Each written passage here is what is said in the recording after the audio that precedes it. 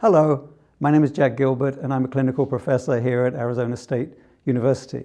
And today what I want to talk to you about are healthy egos in leaders, as opposed to big egos. And to do this, I'm going to draw on research that a colleague of mine, Barbara Ballack, and I did with 10 transformational leaders, in this case in healthcare.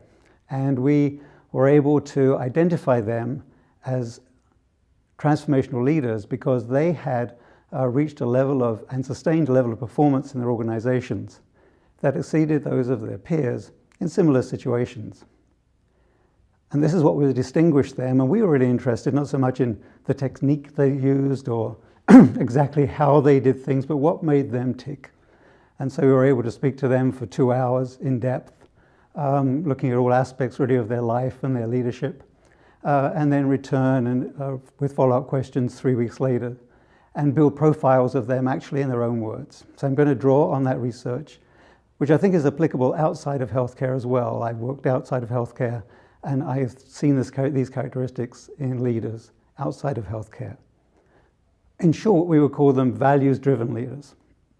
And what I mean by, what I mean by a healthy ego, as opposed to a big ego, is that they are strong. They know they're the chief executive officer. They know the buck stops with them. But they match that with a sense of humility, a sense of curiosity, a self-awareness. A self-awareness that gives them really a complete understanding of their own personal values and the values they want to inculcate in their organization. Different from some leaders with big egos who are not self-reflective at all, who actually believe that they know everything and they're sort of set in stone.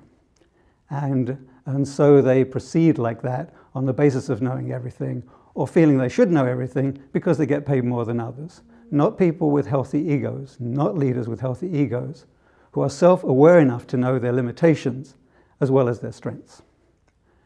Which leads me to the one characteristic they have, which is they are lifelong learners. You know, I had a real epiphany during this research. I had always thought that, you know, if you've been around an organization as a leader for 20 years, 25 years, it really was time for you to get out and let new blood come in, new ideas, new energy. What I didn't realize was that you could get a young leader who actually, if they're not self-reflective, if they have a big ego, really are pretty much done already as a leader and are set in stone. It wasn't a matter of age, it was a matter of being a learner and a lifelong learner. So these healthy ego leaders were always curious about themselves. They took time to reflect, even in tremendously difficult and really extreme pressure which they experienced. They sought and they fought for time just to reflect and to step back from themselves, look at their performance. They did the same for their organization. If they had an issue, they would step back, they would look at it together, they would explore what could happen. They were curious and they aimed high. They were never satisfied with the level of the organization. One CEO whose organization had won the Baldrige Award, in celebrating it with his team, and this is a 14,000 person organization, but celebrating with his team and with others, said the following: "This is great, but we have a long way to go."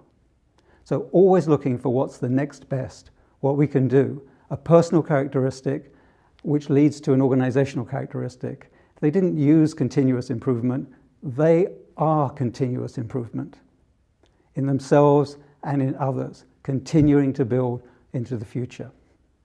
So a wonderful sense of possibility in a lot of them, always looking beyond what could we do better? What's next for us? What does the market call for? What do we need to change now? What do we plan to change in 5 years' time? A tremendous asset for leaders. Which leads me to another aspect of their personalities. They genuinely trusted and cared for others. Not as a device, but they really believed in others. Yes, they would be disappointed. That happens to all of us, I think, when we put our trust in many people, when you find out some don't measure up. But nevertheless, that was a risk worth taking. And you can see that it is connected to who they are. If they believe they don't know everything, then they're going to go out and speak to people on the front line, for example. What is happening? You tell me what's happening because I don't know. Think of the people with the big egos. The egos that say, I know everything. My problem is, those people at the front line won't do what I say. It's a reverse kind of thing. The healthy ego says, I don't have anything to defend here. There's nothing to be defensive about. I need to learn. And I need to learn from people who are doing the job. So this genuine caring and trust for others, they love to grow other people in building teams that were strong, that enhanced them in their view and enhanced the organization, didn't threaten them, as a big ego person might be threatened by too many powerful people around them. Very, very different. So here they are in this kind of environment that they've created, and they engage everybody. This genuine trust and caring leads them to engage everybody in an authentic way. They know what their job is. They know the buck stops with them, but they see themselves as being part of the team and part of the solution. And it's a critical difference from a big ego that sees themselves as being the boss of the team and the source of all solutions. And in that openness, they actually build teamwork. There was one CEO we spoke to. He had been a physician his whole life, a leadership position in medicine, but not in the organization. Very new to him when he was appointed CEO. The healthcare system he was put in charge of was losing many millions of dollars a month consistently. He didn't know how to read a balance sheet. Yet he became tremendously successful. And in speaking to him, he always talked about what the team did. That was the team doing that.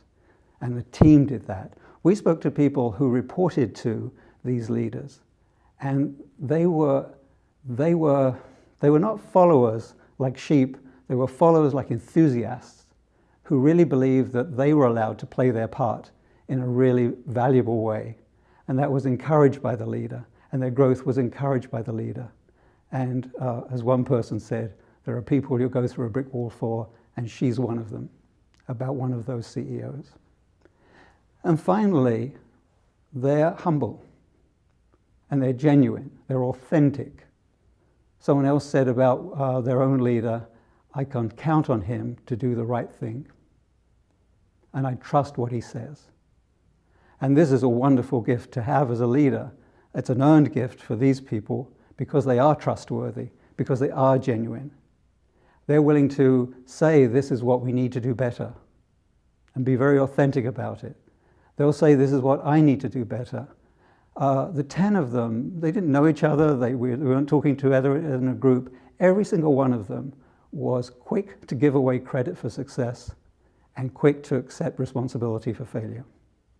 Almost like a natural thing, and it didn't cause them any angst. That was just who they were. So you could wrap it up by saying, when you put these attributes together, being fully self-aware, being a continuous learner, having the organization aim high, and the organization be aware, have this sense of team, this sense of everybody being involved, of trust and working together, and this humility in leadership, which I'll describe as a spirit of service. So a big ego person might want to be enhancing their own career, their own future. These leaders, all of them, felt they were in service of their organization, of the people who worked for it, and the people that they served. In this case, in healthcare, patients and their families. So I hope that gives you a picture of what a healthy ego looks like in action for a leader. And if you do want to know a bit more about the model that we created from this research, I'll give you some keywords. You can go on the internet. It's Catalyst, New England Journal of Medicine, and you can type in Gilbert, and type in Balik, B-A-L-I-K, and you'll see an article that we had published online there that discusses the personal attributes and organizational characteristics of these leaders.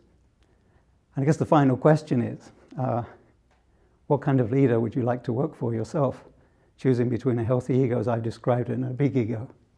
And more important, what kind of leader do you choose to be as you go forward in your career? Thank you.